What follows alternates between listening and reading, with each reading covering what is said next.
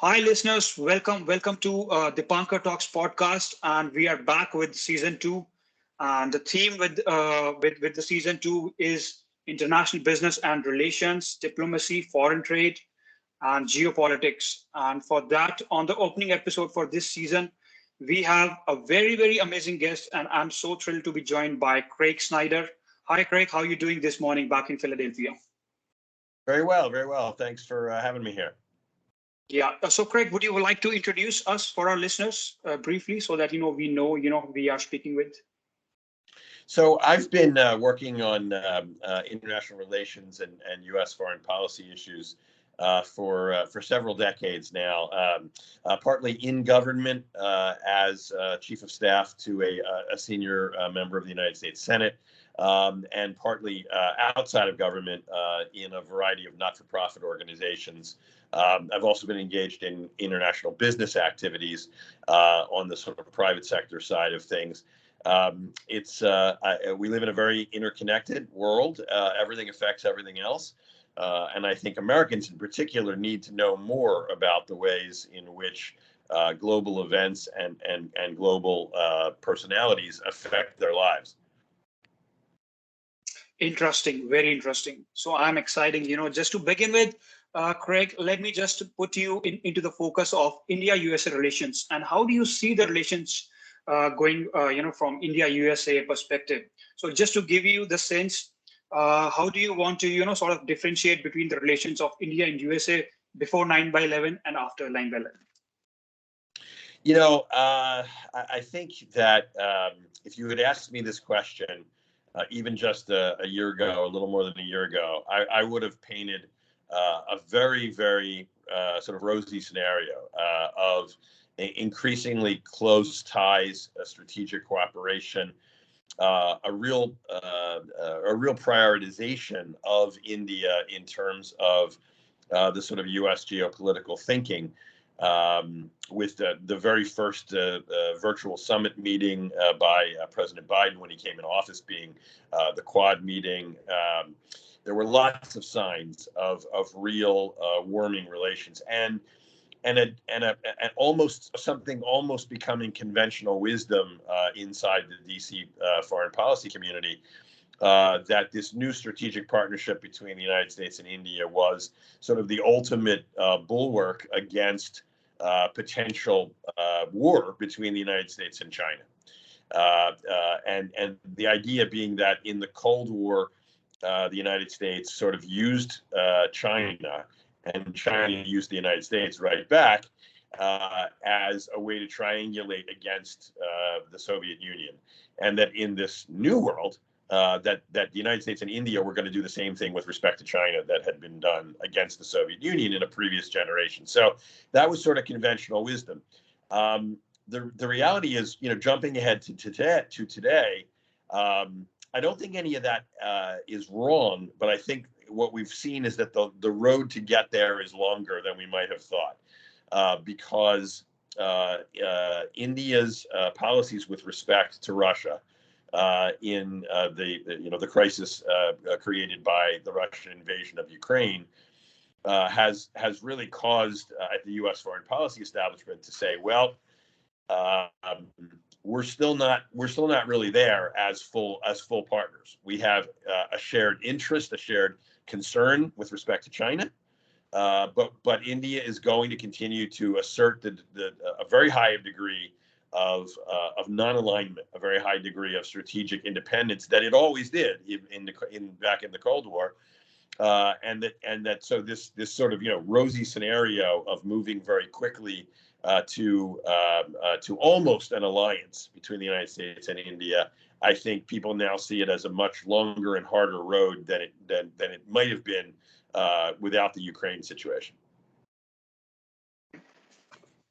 Craig, in terms of trade, I was reading that the trade has crossed $127 billion, combining merchandising and service exports business. So, in terms of, is it the need of USA to incline with India from trade perspective, or you want to counter China by coming close to us as direct as that? I think the of course there are different points of view, right, from different folks in the American establishment, but I think in general, trade with India is not viewed as being somehow threatening or dangerous the way trade with China is. I think it's viewed as much more, at a minimum, sort of benign and potentially even a very positive thing. When we look at supply chain resilience on a variety of sectors, including, for example, the pharmacology world, and kind of medical devices and so on, I think there's a lot less discomfort of Americans feeling that there's a certain degree of dependency on India than the degree of discomfort that they feel when they find out that we've been dependent on China. So there is definitely sort of a preferential attitude towards trade with India. I think Indian economic development as a whole, not just trade with the U.S., is really not viewed as threatening in the same way that the rise of China has been. Okay, and given the fact that we have a very close relationship with USSR back in before 91, and after that, of course, it is Russia. And how uncomfortable do you feel, in the sense that, how sort of, let me put it in that perspective, given the fact that these days, we are trying to sort of incline towards trade and defense, and climate change with USA, and at the same time we are buying S-400 from Russia, and after Russia-Ukraine war, we are buying oil from them. So what makes you feel on that note, Craig? Well, so there are people in the American foreign policy community who would have liked India to act almost as if it were part of the NATO alliance. I mean, and really taken the same view as the West towards Russia and the invasion of Ukraine. There's some people who would like that, and some people who feel that India's decision not to act in that way casts a real shadow over the future of U.S.-India relations. But I think those are sort of hotheads, I would say. I think the cooler heads, including our Secretary of State, who has been very careful not to criticize India, too much for its independent attitude towards Russia. I think the cooler heads are prevailing for the most part, and people see that look, there's a practical reality that the Indian military is based on Russian equipment, and you could even if everyone decided overnight we want to turn that around and we want to have the Indian military be an American equipped force, it would be decades before you could accomplish that kind of transition on the scale of supply, equipment, maintenance, and training, all of that. It would take a very long time. Even if everyone agreed that that's the way you wanted to go, it would still take a very long time. So the practical reality is that the relationship between Russia and India on defense material, I think, it's just a reality that has to be accepted. It's going to go on for a while, if not forever. The issue of India essentially helping Russia with exports, yes, that does sort of stick in the craw of a lot of people in DC, and they wish it would be otherwise. But I don't think that the hotheads who say, well, this proves that you can't have a strategic partnership with India, it's not reliable. I don't think those folks are carrying the day. I think there's still the view that there's a very strong common interest between India and the United States in the potential Chinese threat. That is a very strong common interest, and that we can and have to work together as some kind of partners. You mentioned that there are, very strong and common interests between India and USA from China perspective. So can I take that, China is the significant factor in terms of building relationship in India and USA? Besides the trade, as you mentioned, that trade is not something as significant as China has with the USA. So that the threat from China, the rising China, is the most important factor with the rise of India-USA relationship. And let me put it that way, Craig. For example, you have countered China, let's say 5 years down the line and 10 years down the line. China is way below, and you have sort of risen over. So would you leave India in that sense? To be direct here. I think that's a very good question. If China, if there are lots of the Chinese have lots of very significant internal problems, and some people feel that the prediction of Chinese world power and China coming to have the largest GDP in the world, and that those predictions are premature and maybe just flat wrong. That may never happen. So I guess the scenario you propose could take place. Certainly, they have an enormous demographic problem with the aging population and so many families where you're going to have two very elderly parents and only one child. And just real structural problems. More young men than young women. All sorts of things that literally the world's never seen before in terms of demographic challenges face the Chinese. So I think it's a very fair question to ask. Coming back to India, I think there's a genuine affection between lots and lots of folks in the United States and India that isn't based on China, or it isn't just we have a common potential foe or a common threat. I do think that's a big part of it. It's part of the strategic thinking, but I also think there's a genuine kind of cultural connection. And the Indian diaspora, the Indian American community, is strong, is successful, is growing, has influence, appropriate influence in business and in government. To I think always press for the sort of natural state of that relationship, having nothing to do with China. You have the world's largest democracy and you have the world's oldest democracy, and there's a lot to be said for that. You also have, frankly, at the moment in both countries, the rise of kind of nationalist movements with strong kind of ethnic bases, which there are people in both countries feel that the two countries have sort of common internal problems that need to be dealt with. So I think this relationship is important. Aside from China, it will always be important. Maybe it wouldn't receive as much attention from the militaries if China wasn't involved. But on a cultural and economic level, I think this is a partnership that can only grow over time. Why I press on the issue of India-US relationship from a China perspective is that you mentioned that we are very stronger democracy and very biggest democracy in the world, and you are the oldest democracy. So let me put it that way. Before 9/11, we still were the biggest democracy, but we didn't have those relationships that we have because our economy probably wasn't growing that in a very big way. So I believe this is a diplomatic way to putting out these words. For example, if we start going down and we don't have the money or the economy is rising, you probably may not be showing as much interest as you are showing right now.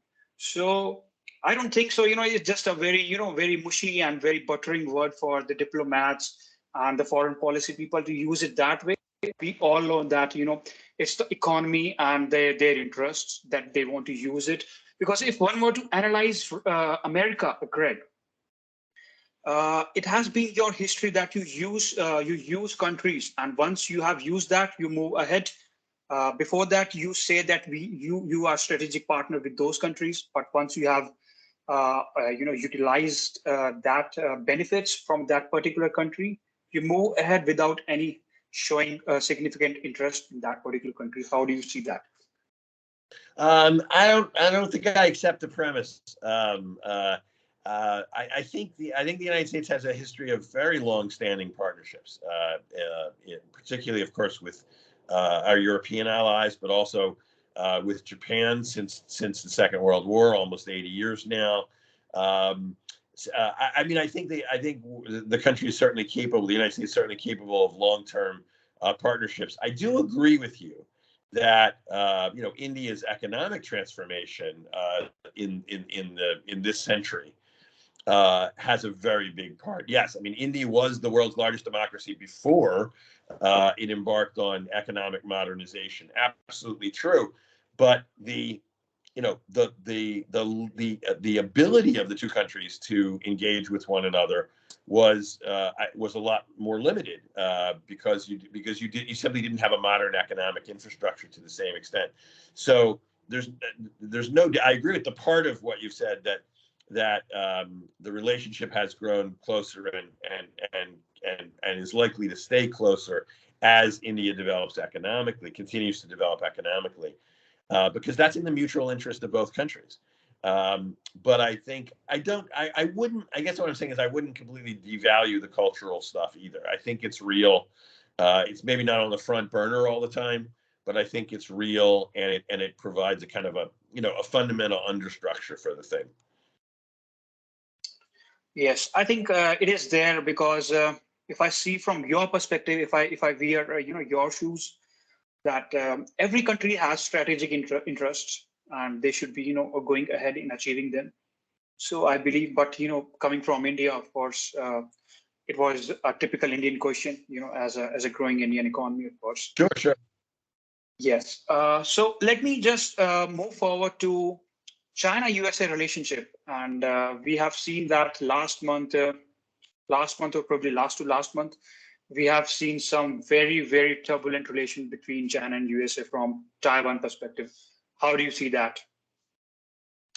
Look, it's the most dangerous place in the world right now is Taiwan and the Taiwan Strait. It's the place, the single spot on Earth, most likely to have something really horrible start. But that doesn't mean it's inevitable. I think that the Biden administration has done pretty well, not perfect, but pretty well in showing resolve that is sufficient. I want to hope sufficient to deter the Chinese from military action against Taiwan. You have to have in geopolitics, you have to have the right combination of resolve and capability. If you have capability without resolve, then your capability doesn't matter. People know you're bluffing. If you have resolve but no capability, that's terrible because you can't back up your promises. You got to have both. You got to have them in the right measure. And I think the Biden administration has been putting in place a better combination of both the resolve and the capability. The idea is not to provoke China, of course. It's the opposite. It's to deter China, to say to China that the status quo, as much as they don't like the status quo, they would like a formal reincorporation of Taiwan into the People's Republic, but that the status quo is better than the risk of war. And so far, I think that's true. Now, if you project out 5 years, 10 years, if Chinese military capabilities continue to advance at the pace that they have been, if the Chinese economy doesn't falter, if it continues to grow, and that's a big if. But if those things happen, if the United States elects another president who had the position of President Trump, that really forward defense commitments around the world weren't in our interest. There's a lot of ifs where you could see a situation where the leaders in Beijing might decide that they could take Taiwan by force and that it would be in their interest to do so. And then you'd be in a very dangerous position around the world as to what would the United States actually do in that circumstance. No one knows for sure. What would we be capable of doing at that moment, depending on a place and time chosen by another great power? Can't really say for sure that either. So it would be, it would be a very dangerous and potentially a catastrophic situation. So we want to avoid it, and the way to avoid it is deterrence. And I think deterrence, so far at least, is working. Um, but it raises it certainly the rest of the Indo-Pacific, with India obviously being the most important in that world. Has to be thinking from just a self-interested point of view, has to be thinking about the what ifs. What if this relationship between the United States and China turns very cold very quickly? What if it turns into real economic disruptions? And then, of course, ultimately, what if it turns into actual conflict? There has to be preparation, and that's defense preparation, economic preparation, and diplomatic preparation. So I think every country in the region, whether you're talking all the way from Japan to India, and around through Australia and Vietnam, and the whole area, I think is trying to be ready in various ways for the fact that we don't know how this is going to go. Craig, how did you take those words when Jinping said, "Do not play with fire"?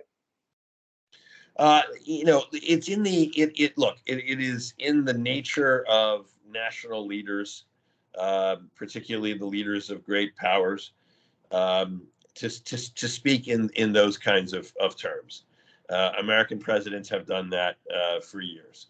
I think the way I would describe it is an expression that comes out of American politics, and that is, you should take it seriously, but not literally. If you take it literally, you're going to potentially overreact. He wasn't threatening to, drop nuclear weapons tomorrow, but you have to take it seriously. That this is a world leader who has great military power behind his words, who is saying, I'm drawing a line. Be careful. So I think that's the answer: is take it seriously, but not literally. Mm-hmm. Okay, fair enough. And when that lady landed, the Speaker of the Congress landed in Taiwan, there was a lot of hue and cry in the media globally.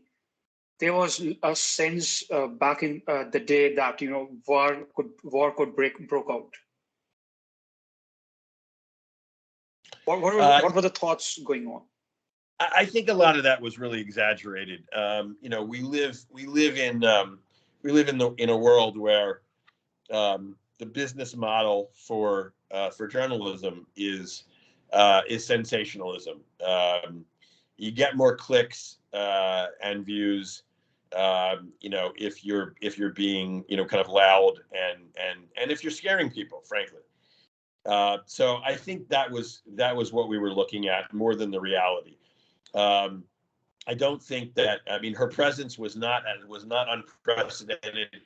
Past speakers of the House of the United States have gone to Taiwan. Other high-level delegations have gone to Taiwan. She didn't go there to say Taiwan is an independent country. She went there to reinforce the pre-existing one China policy that goes all the way back to the 1970s. So I think it was sort of hyped up by the media, which caused the Chinese government to have to act like it was more serious than it was. But I think a lot of what we were seeing was more theatrical than real. There are times when these things really are when they're real, like when the defense readiness condition is raised, forces are put on alert, things like that. Then you're dealing with something real rather than sort of just political. And none of those things happened in this case. It was really more theater. Now, having said all that, there have been a lot of wars in history that happened by accident, that sort of something small happened and it got out of control. All you would have to have happen is, a Chinese aircraft that's supposed to be flying not too close to Taiwan, has mechanical problems and ends up having to, drop ordnance or something. I mean, there are lots of things that can happen that are not planned, that weren't ordered by the top of the country, but that just could happen in the real world. That could be a spark that sets off something bigger. So anytime you have, combat capable forces, aircraft and navies in close proximity, engaged in even just exercises, it's, there's an element of danger. But I do think the press was sort of exaggerating it to attract attention. Okay. What are your specific interests in Taiwan of lately? Is it the semiconductor industry?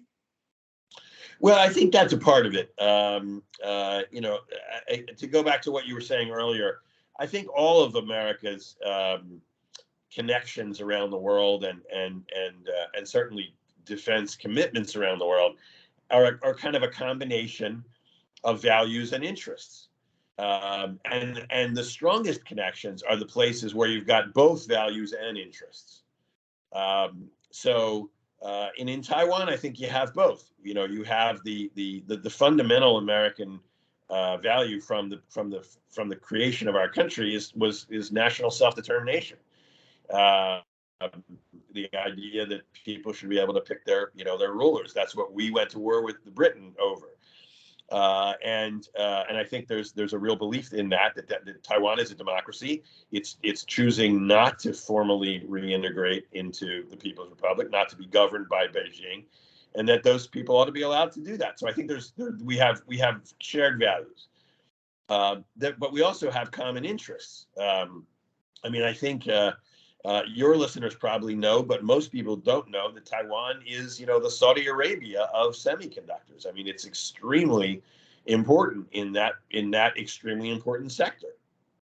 And if the Chinese were to the mainland Chinese were to control that would really be a change in the power dynamics of the world economy. Or if those manufacturing and research facilities were to be destroyed in a war, that would have an enormous impact on the world economy. So I think there is definitely both a values interest and an economic interest. The United States is trying to the Congress passed a bill for many billions of dollars to build more semiconductor manufacturing capability domestically in the country as a way to be less dependent on Taiwan. But even if that's very successful, it's going to take years. Again, it's going to take years. It's not going to be something that you can just throw a light switch. So we're looking at at least a decade of continued really importance for Taiwan in that sector, and that gives it a very outsized importance to an island with whatever it is, 25 million people or something. It's much more important on the world stage than that description would make it sound. Craig, you recently mentioned about Saudi Arabia. Sometime back, Biden traveled to Saudi Arabia to request them to increase the supply of oil so that inflation eventually come down. But the request was brutally. How do you see that equation between India and Saudi Arabia as of now? So, Saudi Arabia is another country that is fiercely independent. There's a long-term relationship with the United States. If you kind of zoom out from it, you would say, how can such a small country with so few people really, truly no ability to defend itself against its main adversary, potentially the Iranians? How could they not be very kind to American policy wishes, right? But on the other hand, that small country with few people has this incredible resource and incredible control over one of the most important sectors of the world economy. So they have the ability to exert a lot of power, and they use it. It's a constant. There's a constant chess match going on between Washington and Riyadh. Neither side can afford to be viewed as the puppet of the other. But on the other hand, neither side can really, really make the other side truly angry. There's a balance that the diplomats are trying to maintain. Of course, some days they fall off balance, but for the most part, over decades, there has been a balance that's been maintained. Craig, you have joined with us on this podcast. It was absolutely delight to hear your insights and your views on geopolitics, international business relations, diplomacy. It was indeed a pleasure talking to you, Craig. Thank you so very much joining with us. This brings Thank you to for us having the end of the me. podcast.